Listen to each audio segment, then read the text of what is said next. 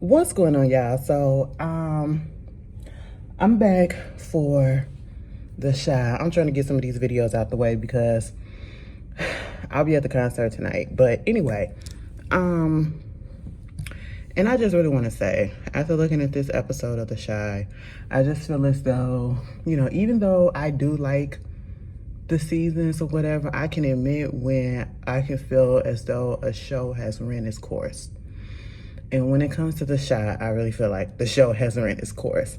Yes, it has been renewed for season 8, and I'm okay with it. I'll continue to watch it, but I don't know, maybe I'll feel differently because I was so amped up after last week's episode because we got an unexpected, two unexpected guests. We had Brandon's cousins come back, and we also had Reg come back. But at this point, how do you follow up an episode like last week with that bombshell to the episode that you had this week? Granted, I get it was about Mother's Day, okay, because that's what the episode it was, but it really dragged on. It was 51 minutes of nothing, and not necessarily nothing, but it could have been shorter. We could have had a little bit more. It gave very much filler episode, you know what I'm saying? And if I'm gonna be a reviewer, I have to be honest in my opinion, and I just felt like the episode was boring. The episode was really boring. I'm gonna be honest. I did not know half of the cast really was going away, okay? Is it true that Trig is leaving too? Or I should say Victor? I heard somewhere somebody said that Victor was leaving the cast too, but I don't know. That whole storyline with Victor and his brothers, I don't know how that's going to play out, but I am interested. I know people don't like Reg. I don't like Reg. But for the show to give it some type of factor, I guess that's why they brought him back, and that's why I'm okay with it, okay? Because he's just a loose cannon, all right? He's the complete opposite of what Victor is, and he's a user for only himself, okay? He's going to totally try to corrupt Jake. He's going to totally exert that power that he already had over Jake, over him again. The way that he brought their mother on, first of all, I thought she was in a rehab or getting herself together. And you can just tell that he's just gonna be a street nigga for the rest of his life until somebody take him out. Victor is the type of person who literally saw the ways that he was going and saw that, I was in these streets. I had this reputation, right? I also got a little brother who I see going down the same path. And I realized I don't want him going through that, okay? So what I need to do is I need to be the change that I want him to see. And that's what he was doing for his brother and for the betterment of himself. And so you get that, and now everything seemed to be going good. Jake has got his own business and everything, and then here come Reg, just, throwing a monkey wrench and everything, right?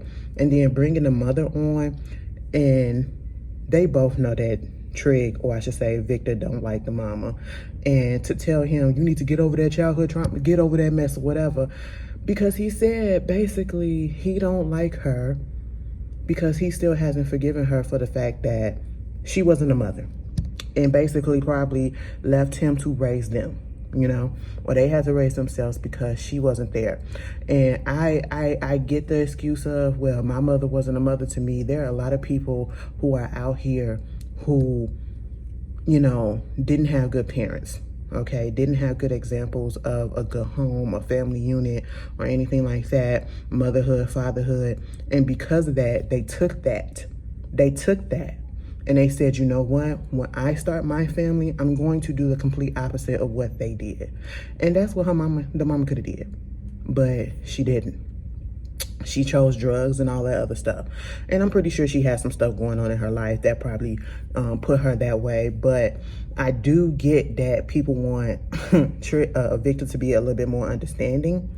But at the same time, I understand his hurt. I understand his pain. I understand why it's taking him a little bit longer, because you can't tell anybody how to grieve. You can't tell anybody how long to be upset with somebody, especially when it comes to childhood trauma, because ain't no telling exactly what they had to go through, okay? Besides being in the streets, you know what I'm saying?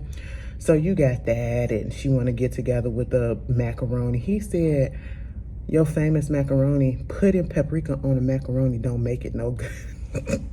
I ain't gonna lie. That shit had me rolling. I said, you know what? Everybody always saying my famous dish this, my famous dish that. I was looking at this girl on TikTok. She was like, my famous green beans or whatever. And it ain't nothing but canned beans with a little bit of seasoning on it. Okay, it ain't even like you went and snapped those green beans and cooked them for real, and picked them. Girl, now. So that was funny to me.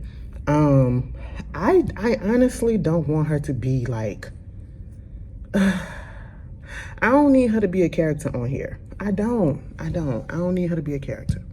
Okay? Let this be the one and only time that we saw her. Or we see her this season. And I get, you know, because she's there because the episode was called Mother's Day. But I don't need it.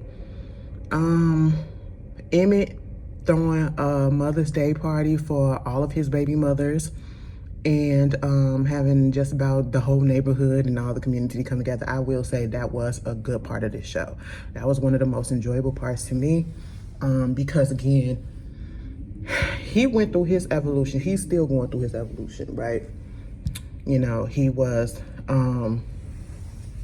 girl, hold on. Headphone about to die. Y'all know how much of a fuckboy Emmett was. And at this moment, he still kind of is, because he don't know what his feelings is for Tiff.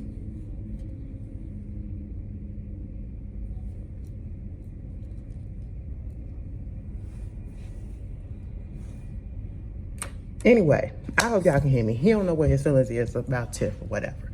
But, you know, I do like the fact that they, even though I feel like, honestly, it's too damn late. Like, why did they wait so late to bring back Emmett's other kids and bring back the baby mamas? I feel like they should have been an integral part in his storyline as well, because how are you trying to play house with one person but yet you, and make it seem, because it kind of was like, they made it seem like he had one other son, even though we knew he had like 3, okay? And the only one that got mentioned was Tiffany's son, EJ, you know? And now that he got a baby coming with Keisha and then her baby or whatever, you playing stepdaddy to this son, to a child that's not even yours, and now you about to have another child, and then you have an issue with the fact that, you know, Keisha went on ahead and said that it's okay for EJ to come, but then you want to have an issue with the fact that your other baby mama is about to move to Pittsburgh because her mother is leaving, and then she said the cost of living is cheaper, which, you know, outside of New York, I feel like, outside of New York and LA, yeah, any other place besides New York, LA, and Chicago is cheaper, okay? Because Chicago, baby, all right? And basically like, well, don't I got rights and I can't do this? You can't take my son. She said, I can.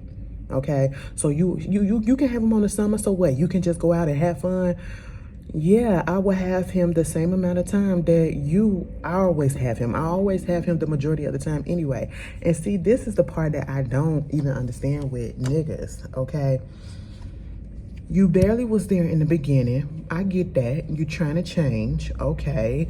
You want to be a little bit more active, okay, but you also have to remember that your being active don't compare sometimes to the mama being active, because the baby got to stay with the mama most of the time anyway.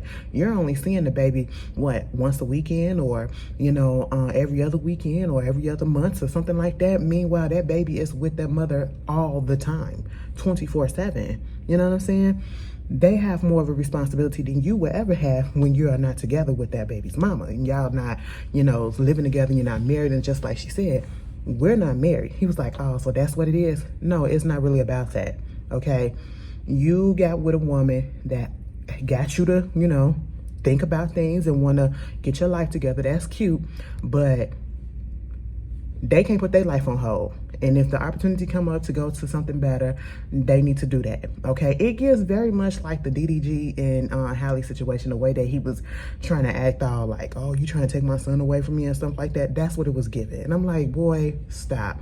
You had a fucking problem with the fact that EJ had to come and stay with you for the past few months. Like, come on, get out of it, okay? And even Keisha had to tell him that.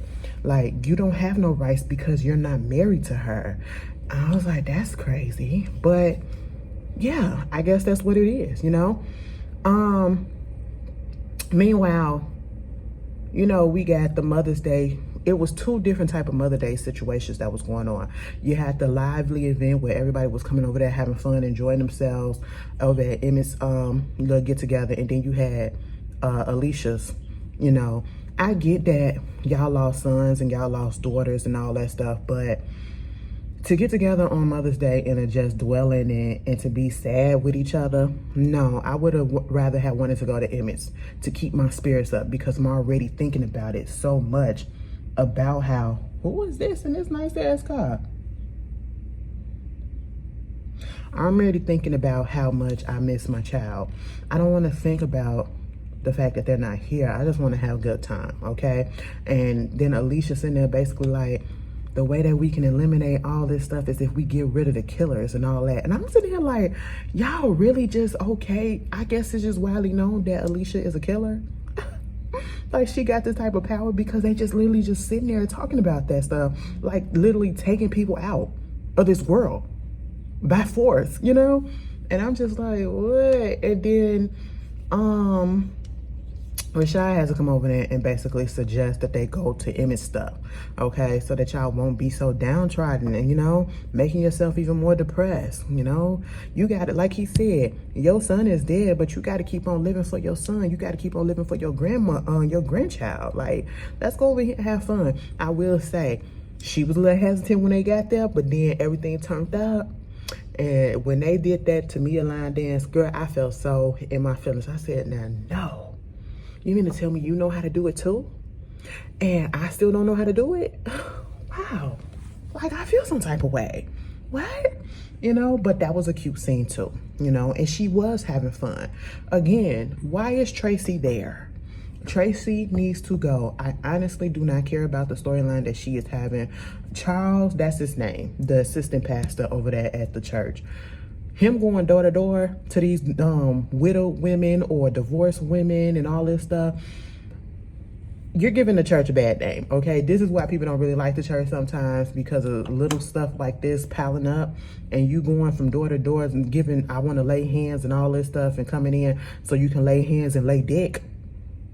That's what it was. And I was so glad that Keith was there when he came to Tracy, and I need Tracy to just, because it put a foil in his plan, right? But see, Tracy, the way that she was acting, and when he was actually praying for him, you can tell that she's probably gonna dump old boy and try to do something with Charles. And then once again, you're gonna get your heart broken because Charles ain't being faithful to nobody, okay? Them church people are the worst people, for the most part. Some of them, you know? And so, that was that. Then you had Darnell and Emmett trying to teach his son / their brother how to play spades. And then they actually playing spades in the game. And at first it seemed like he didn't know what he was talking about, because he never played it. And I'm telling you this. When he came over there to them to ask them how to play spades and to teach him,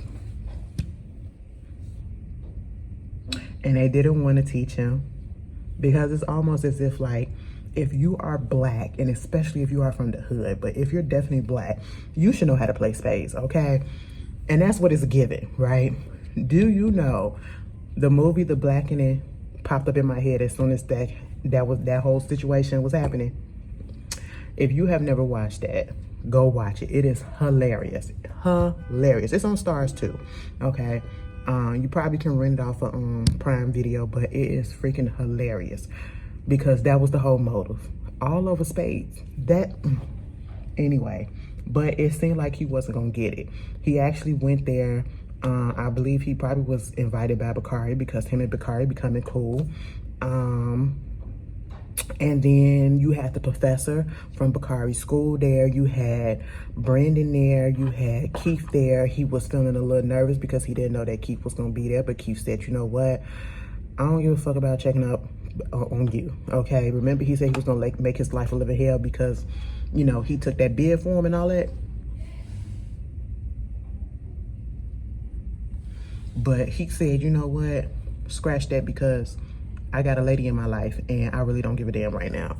But come to find out, oh boy wound up winning the Spades game because, you know, It's all about numbers, and we already know that he's a whiz with numbers. A lot of the card games is literally numbers, and if you, that's what it's called, counting cards. That's what it was, you know. And wound up winning.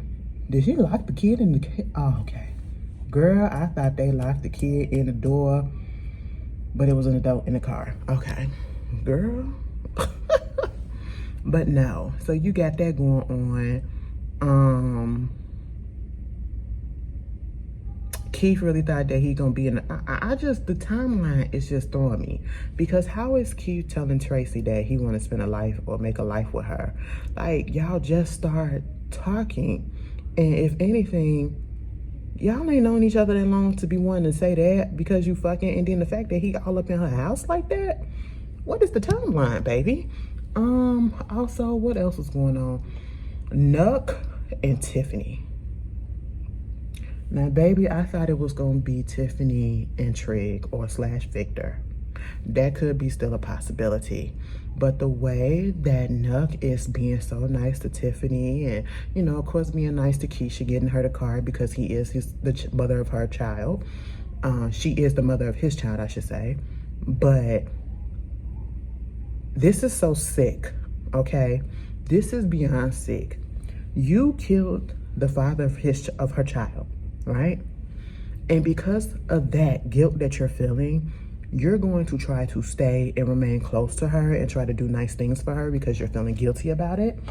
And then not only that, you taking her home, tried to kiss her, and she said, no, boo-boo, it just don't feel right because I thought, you know, once Alicia got Rob's killer, that it'll make everything go back to normal and make her feel better, but it don't, because she feel like she got the wrong person, because she did, okay?